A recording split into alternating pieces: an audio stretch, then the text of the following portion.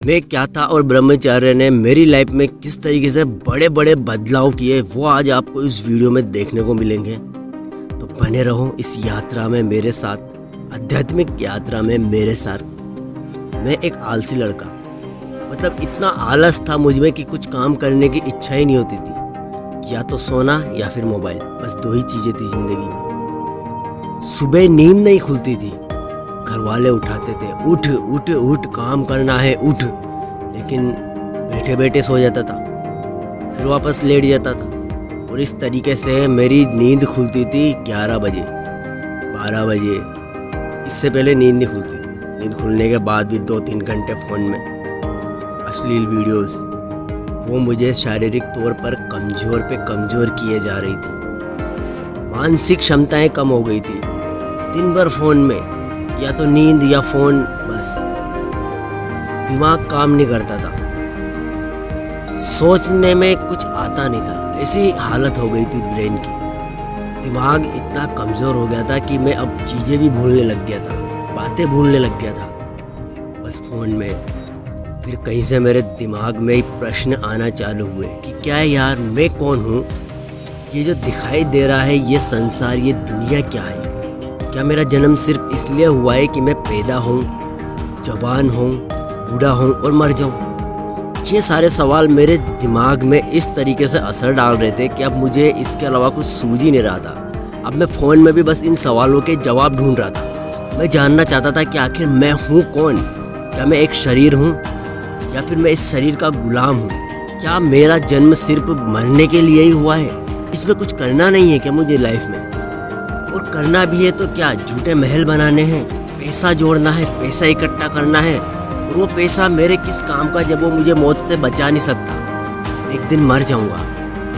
ये सारे सवाल बुरी तरीके से दिमाग में घर कर गए। मैं परेशान था, बहुत परेशान।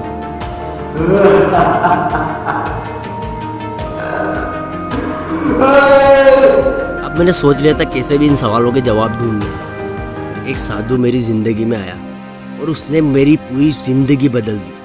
उसने मुझे पहला रास्ता बताया ब्रह्मचर्य का। ब्रह्मचर्य के सारे नियम बताए, उसके फ़ायदे बताए, और उसने कहा किस तरीके से तुम इस ज़िंदगी से तर जाओगे ब्रह्मचर्य के सहारे। अब मैं एकांत में बैठ करके उस दिन बस यही सोच रहा था कि नहीं, कुछ भी हो जाए, किसी भी कीमत पर ब्रह्मचर्य का पालन करना ही है। जितना उसने बोला उतना तो करके देखना है। अगर उसके बाद ज़िंदगी में कुछ बदलाव ना आए तो छोड़ दूंगा भले ही, लेकिन एक बार करके देखना है। सुबह 4 बजे उठा, अलार्म लगाया। उठने की बिल्कुल इच्छा नहीं थी, लेकिन मैंने ठान लिया था कि नहीं, बस उठना है और ब्रह्मचर्य का पालन करके ही देखना है। जैसे तैसे उठा, बैठे बैठे प्रभु को प्रणाम किया, और उसके बाद मैं सीधा गेट खोल करके बाहर गया। मैं बाहर जाकर के देखना चाहता था कि 4 बजे का सुबह का माहौल कैसा होता है। मतलब मैं बहुत समय बाद, सालों बाद 4 बजे सुबह उठा होगा। सामने देखा, अंधेरा था, इधर भी अंधेरा, सामने गौ माता बैठी थी। मैंने कहा इससे शुभ काम और हो ही क्या सकता है। प्रणाम किया गौ माता को और फिर वापस अंदर। उस दिन शायद किस्मत भी मेरा साथ दे रही थी, इसीलिए मैं सुबह सुबह नहा लिया फटाफट। नहा करके इतने में हुआ क्या कि जो मेरी छोटी मोह माया है वो उठ गई थी। थोड़ी देर उसको भी चुप कराना पड़ेगा, तो मैं नहा धो करके रेडी होकर के और उस मोह माया के साथ बैठ गया। मैं यहीं से, घर से ही अपना ध्यान का अभ्यास करने लग गया, गोद में मोह माया को बिठा करके। उनका थोड़ी देर तो अभ्यास कर लिया जाए, लेकिन छोटी मोह माया बड़ी शरारती। फिर मैं निकल गया सीधे बजरंगबली के मंदिर। बजरंगबली के जाकर के मैंने दर्शन किए प्रभु के। सामने महादेव का मंदिर भी था, वहाँ पर भी मैंने उनको प्रणाम किया, नमन किया, और मैंने कहा कि प्रभु बस संभाल लो और मेरे इस ब्रह्मचर्य को पूर्ण करो। मुझे टूटने मत देना, मुझे बिखरने मत देना, मुझे मेरे रास्ते से भटकने मत देना। प्रभु से प्रार्थना करके मैं थोड़ा आगे बढ़ा। थोड़ा आगे बढ़ने पे कुछ मित्र मिल गए, उनको थोड़ा सा नाश्ता करवाया। ये भी तो इंसानों के ऊपर ही है, क्योंकि इंसानों ने सब कुछ तो इनका छीन लिया, इनके पास बचा ही क्या है। तो फिर इंसानों का ही फर्ज बनता है कि थोड़ा सा इनके लिए कुछ कर दें। अब मैं निकल गया अपने उस जगह के लिए जहाँ पर बैठ कर के मुझे अपने ब्रह्मचर्य के सारे क्रियाएँ करनी थी। ध्यान, प्राणायाम, सब कुछ जहाँ से मुझे शुरू करना था। ये वो जगह है। जगह खूबसूरत है, सुंदर है, साथ ही साथ ताज़ी हवा सुबह सुबह यहाँ पर होती है और स्वच्छता है और पानी के किनारे, चंबल के किनारे। और क्या चाहिए था। शुरू कर दिया मैंने सिद्धासन लगाना। एक दिन नहीं लगा, दूसरे दिन कोशिश की, दूसरे दिन नहीं लगा, तीसरे दिन कोशिश की, कोशिश करता गया, धीरे धीरे सिद्धासन लगने लगा। और उसके बाद मैं अपने ध्यान की कोशिशें करने लगा। सबसे पहले मैंने ध्यान किया, उसके बाद प्राणायाम। ध्यान में मैं इस तरीके से स्थिर होना चाहता था कि कोई भी आ जाए मेरे आसपास, मेरा ध्यान भटका ना पाए। प्राणायाम इस तरीके से कि मैं जब चाहूँ जब सूर्य नाड़ी और जब चाहूँ जब चंद्र नाड़ी का प्रयोग कर सकूँ। इतने में सूर्यदेव आ गए, तो फिर त्राटक का अभ्यास किया। उसके बाद मेरी शारीरिक क्षमताएँ काफ़ी कम थी, मतलब थोड़ी देर खड़ा रह जाओ तो पैर दर्द करने लग जाते थे। ब्रह्मचर्य का तो नियम है कि तुम्हें पहले शारीरिक तौर पे मजबूत होना पड़ेगा। ब्रह्मचर्य त्याग का आश्रम है, इसमें त्याग करना पड़ता है। बिस्तर का त्याग, स्वादिष्ट खाने का त्याग, मनमोहक दृश्यों का त्याग, जिस चीज़ में हमारी आंखों को जिसको देखने में मज़ा आ रहा है उसका त्याग, हर उस चीज़ का त्याग जो आपको बुरी आदतों में फंसा रही है। शारीरिक तौर पर मजबूत होना पड़ेगा, क्योंकि ब्रह्मचर्य मेरा लक्ष्य नहीं था। ब्रह्मचर्य मेरी पहली सीढ़ी थी और मुझे मैं को जानना था। मैं कौन? बस मैंने अपनी हर कोशिश की। एक दिन मुझसे एक पैर पर खड़ा नहीं हुआ गया। मैंने दूसरे दिन कोशिश की, दूसरे दिन मुझसे नहीं हुआ, तीसरे दिन कोशिश की, लेकिन धीरे धीरे अब मुझसे होने लगा वो। अभ्यास ऐसी चीज़ है जिससे आपको कभी भी असफलता नहीं मिलती।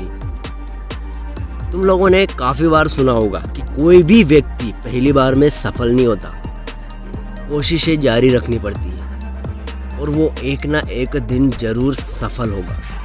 जब तुम मन से हार मान लेते हो कि नहीं यार मुझसे नहीं हो रहा, और 2-3 दिन तुमने कोशिश की, फिर हार मान ली कि नहीं मुझसे नहीं होगा, समझ लो उसी क्षण उसी समय तुम हार गए। लेकिन अगर तुमने मन से हार नहीं मानी कि नहीं मेरे से आज नहीं होगा तो कल नहीं होगा तो परसों नहीं होगा तो 1 महीने बाद, 1 साल बाद, कभी तो होगा, मैं रोज़ कोशिश करूँगा। अगर ये चीज़ तुम्हारे अंदर रही ना तो ऐसा कुछ नहीं है जो तुम नहीं कर सकते। मैंने यही चीज़ सीखी है। मैं रोज़ कोशिश करता था, नहीं होती, रोज़ कोशिश करता था, नहीं होता था, लड़खड़ाता था पैर, फिर उठ खड़ा होता था।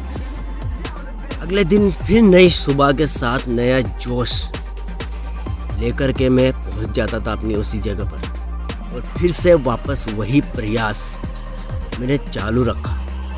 मुझे हारना था ही नहीं, मैं हारने के लिए था ही नहीं। मैंने सोच लिया था कि शरीर का चाहे जो हो, लेकिन जो उस साधु ने कहा है वो मुझे करना है।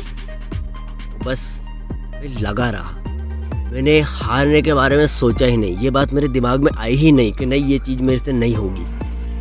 मैंने बस अपनी कोशिश जारी रखी और धीरे धीरे बदलाव आना शुरू हुए, धीरे धीरे चमत्कार होना शुरू हुए। पहले मैं कहाँ 3 सेकंड अपने एक पैर पे खड़ा नहीं हो पा रहा था, और आज मैं 3 मिनट तक खड़ा रह पा रहा था। ये मेरे लिए बहुत बड़ी बात थी। हो सकता है तुम में से बहुत से लोगों के लिए छोटी सी बात हो। जो इंसान सुबह 10 बजे ठीक से नहीं उठ पा रहा था, वो 4 बजे अब बिना अलार्म के उठने लगा था। जिस इंसान को सुबह 10 बजे बाहर जाने में ठंड लगती थी, वो अब सुबह 4 बजे उठ करके नहा रहा था। ये मेरी ज़िंदगी में चमत्कार थे, और मुझे ठंड नहीं लग रही थी, मुझे उठने में कोई आलस नहीं आ रहा था। ऐसे चमत्कार मेरी ज़िंदगी में हो रहे थे। मैंने भी सोच लिया कि बस अब इसे छोड़ना नहीं है, यही है जो कुछ भी है। कोशिशें जारी, पहले 3 सेकंड, फिर 3 सेकंड से 3 मिनट, 3 घंटे, और अब ये समय लगातार बढ़ता ही जा रहा है मेरे अभ्यास के कारण। अब मैं जितनी देर चाहूँ उतनी देर अपने पैर पे खड़ा रह कर के ध्यान कर सकता हूँ। जितनी देर चाहूँ मैं सूरज से आंखें मिला सकता हूँ।